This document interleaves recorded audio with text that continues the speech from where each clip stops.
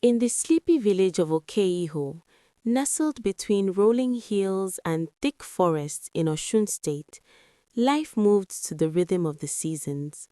The red earth roads turned to mud in the rainy season and baked hard under the harmattan sun. Cocoa farms stretched out like green carpets, and the air always carried the scent of roasting plantain, palm oil, and wood smoke. It was in this village that Adewale Adeyemi was born 32 years ago, the first son of Babatunde and Mama Fumilayo Adeyemi. Babatunde was a farmer who woke before the first cock crow to tend his small plot of yam and cassava. He was a quiet, God-fearing man whose back had begun to bend from decades of bending over the soil. Mama Fumilayo sold gari and palm oil at the Okiho market 3 days a week. She was the one who kept the family together with her sharp tongue, endless energy, and unshakable faith in Olodumare. They had 4 children: Adewale, the eldest, Olumide, who was 28 and already showing his father's stooped shoulders, Adetitu, 24, who helped her mother at the market, and little Funke, 16, still in secondary school and full of dreams about becoming a nurse in Lagos. The Adeyemi family was not the poorest in Okiho. There were families who ate only once a day, but they were far from comfortable. The roof leaked in 7 places during the rains. Adewale's school fees had always been paid late, and more than once he had watched his mother count coins under the kerosene lamp to see if there would be meat in the soup that week. Adewale was different from the others. Even as a boy, he had a restless fire in his eyes. While Olumide was content to follow their father to the farm, Adewale dreamed of the city. He listened hungrily to the stories brought back by those who had gone to Lagos, Ibadan, or even abroad. Stories of tall buildings, cars that did not break down every month, jobs that paid salaries instead of depending on the weather. He read every book he could borrow from the school library, even the tattered ones with missing pages. By the time he turned 25, the restlessness had become unbearable. He had tried farming with his father, tried trading with his mother, even worked as a motorcycle Okada rider for a year. Nothing lasted. Nothing paid enough. He watched his peers marry, build small houses, start families, while he still slept on a mat in the parlor because there was no space for him in the 2-room house. One evening, after a particularly bad harvest had left the family with barely enough to eat, Adewale gathered his parents in the dim light of the lantern. "Baba, Mama," he began, his voice steady though his heart pounded. "I cannot stay here any longer. I am going to Lagos. I will find work, make money, and come back to build a better life for all of us." Mama Fumilayo's eyes filled instantly. "Adewale, my son, Lagos is wicked. They say people disappear there. They say the city eats young men and spits out bones." Babatunde was quieter. He looked at his eldest son for a long time. "If your mind is made up, I will not stop you. But remember who you are. Remember your home. Do not let the city change your heart." Olumide said nothing, but his jaw was tight.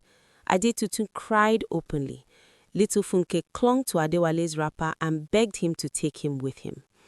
The next morning, with 50,000 naira sewn in the lining of his trousers, every kobo the family could spare, Adewale boarded a bus to Lagos. He carried one small Ghana must-go bag with 2 shirts, 1 pair of trousers, his secondary school certificate, and his mother's Bible. The journey took 9 hours. When he finally stepped off the bus at Oshodi, the noise and smell and heat hit him like a physical blow. People rushed past him, shouting, hawking, arguing.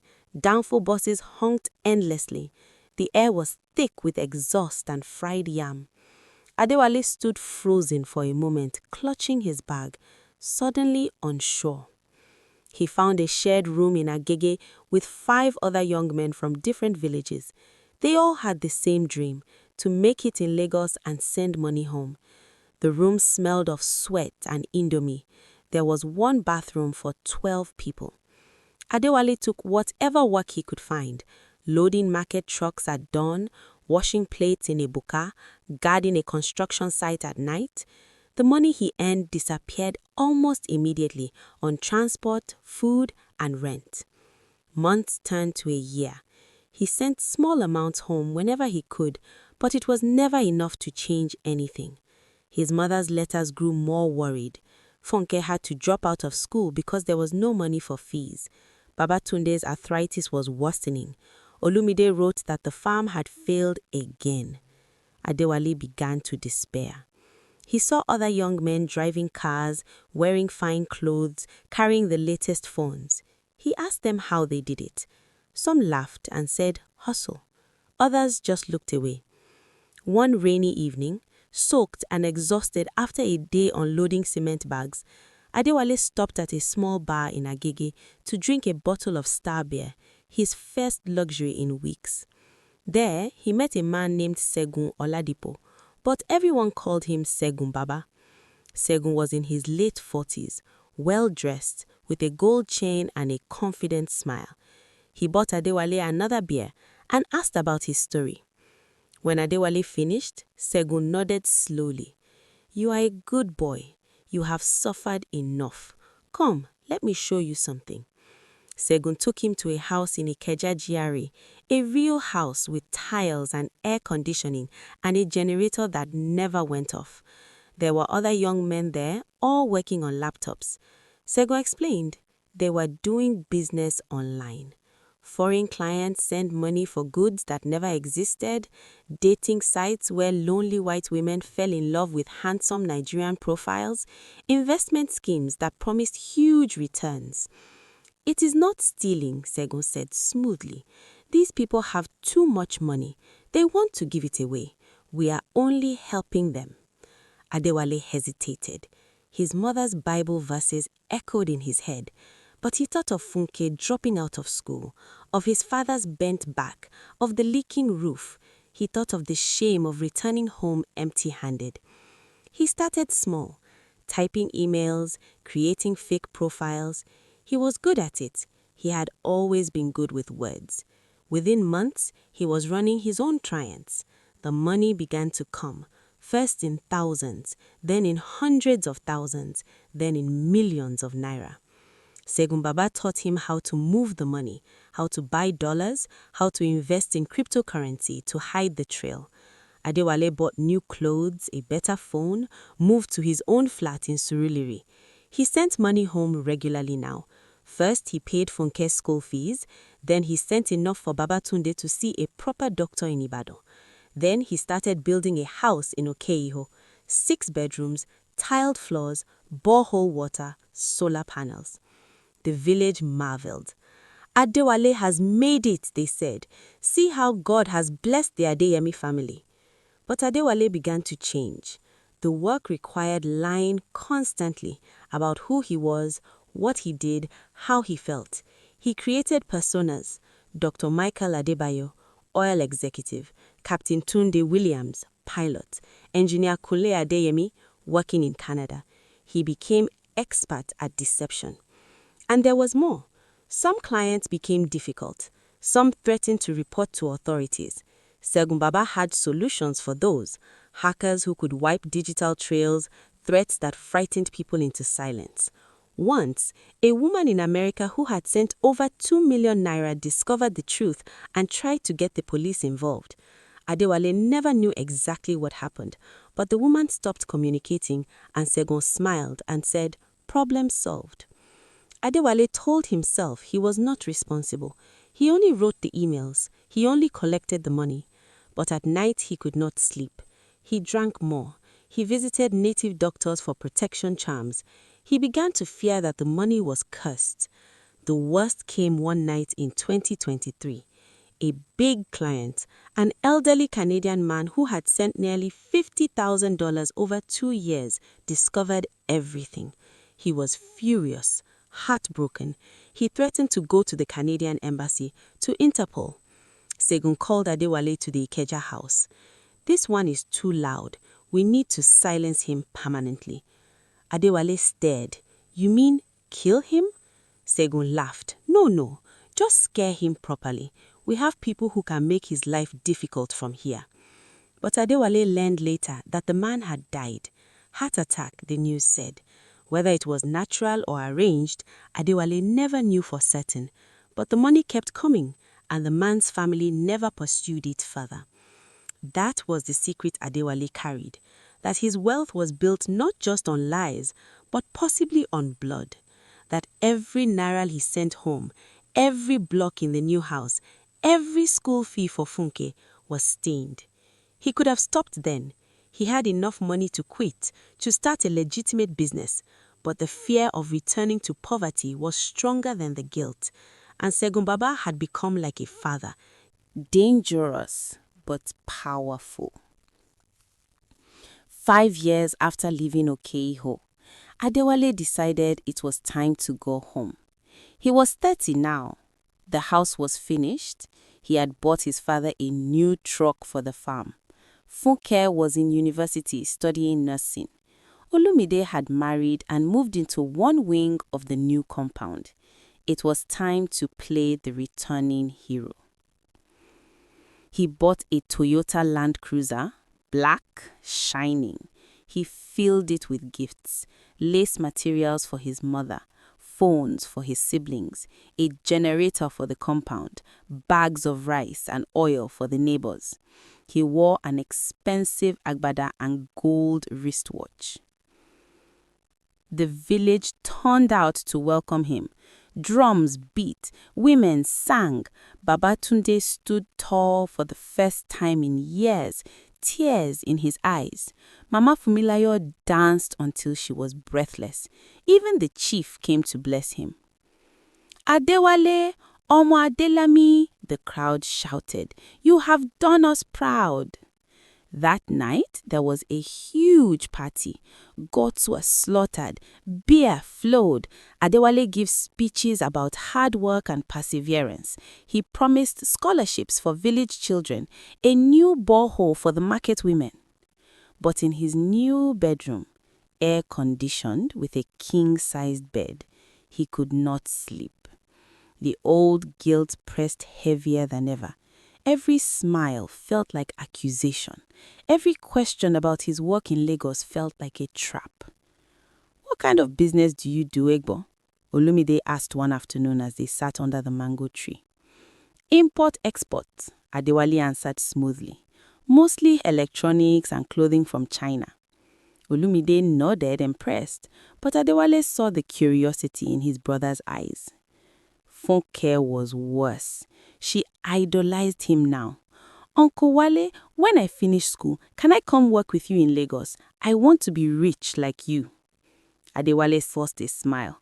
We'll see, your mommy. First, finish your studies. The hardest was his mother. Mama Fumilayo had always been able to read him. One evening, as they sat on the veranda watching the sunset, she said quietly, Adewale, my son, you have blessed us beyond measure, but I see something in your eyes. There is a load you carry. If there is anything you need to tell me now. A mother's heart can bear anything for her child. Adewale's throat closed. For a moment, he almost told her everything. The lies, the scams, the dead Canadian. But he thought of what it would do to her faith, to the family's new status, to little Funke's future. He thought of Segun Baba's warning.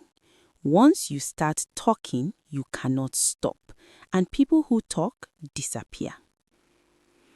So he smiled and said, Mama, I am only tired from the journey, nothing more. The months passed. Adewale stayed longer than planned.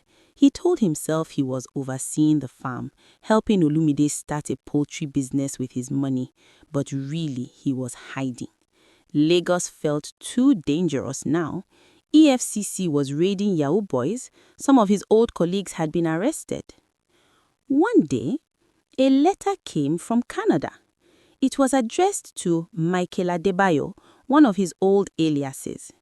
Inside was a single photograph, the elderly man he had scammed smiling with his grandchildren. On the back, someone had written, "We know who you really are. Justice is coming." Adewale burned the letter, but the fear stayed. He began to drink ogogoro heavily. He had nightmares about police knocking on the compound gate. He saw the Canadian man's face in his dreams, accusing. The breaking point came during the annual village festival. Adewale had sponsored everything: the masquerades, the music, the food. He was the guest of honor. But too much palm wine loosened his tongue. Late at night, when most people had gone home, he sat with his old friend Yinka from primary school days. Yinka had never left Okiho. He farmed cocoa and had 5 children. "Wale," Yinka said, "you have done well, but tell me true. How did you make all this money so fast? 5 years ago, you left with nothing. Now you are bigger than the chief." Adewale laughed too loudly. "Hard work, my brother. Hard work and God's favor." Yeka looked at him steadily. "I hear stories from Lagos. Yahoo yahoo, 419. Some boys come home rich and then EFCC carries them. Be careful." The words hit like a slap. Adewale drank more, and then, in the darkness, the truth began to spill out. "It's all lies, Yika," Adewale whispered. "Everything. The business, the import-export, all lies. I stole from people, old people, widows. One man died because of me. I don't even know if I killed him or not. The money you see, this house, the car, Funke's school fees, it's all blood money." Yika stared in horror. Adewale kept talking, the words pouring out like poison. "I wanted to stop many times, but once you start, you can't. Segun Baba, he has connections. If I try to leave, something will happen to me or to my family."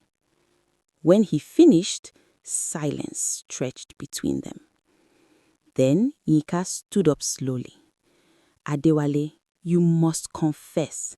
Go to the police. Make restitution. God will forgive you." Adewale laughed bitterly. "And destroy my family? Watch my mother die of shame? See Funke thrown out of school? No, this secret dies with me." Yika left without another word. 3 days later, Adewale awoke to find police vehicles at the compound gate. EFCC. They had a warrant. Someone had tipped them off. An anonymous call from Canada, tracing all transactions that should have been hidden. They found evidence on his old laptop, bank records, cryptocurrency wallets. It was enough. As they led him away in handcuffs, the village gathered in stunned silence. Mama Fumilayo collapsed, screaming his name. Babatunde stood like a statue, tears running down his face. Fuke sobbed uncontrollably. Olumide just stared, betrayed. In court, Adewale confessed everything. He named Segun Baba and others. Some were arrested, some disappeared. He was sentenced to 12 years. From prison, he wrote letters home. The first ones were returned unopened, but eventually, Mama Fumilayo wrote back. Short letters, painful ones. "My son, you broke our hearts, but you are still my son. We are selling some things to survive.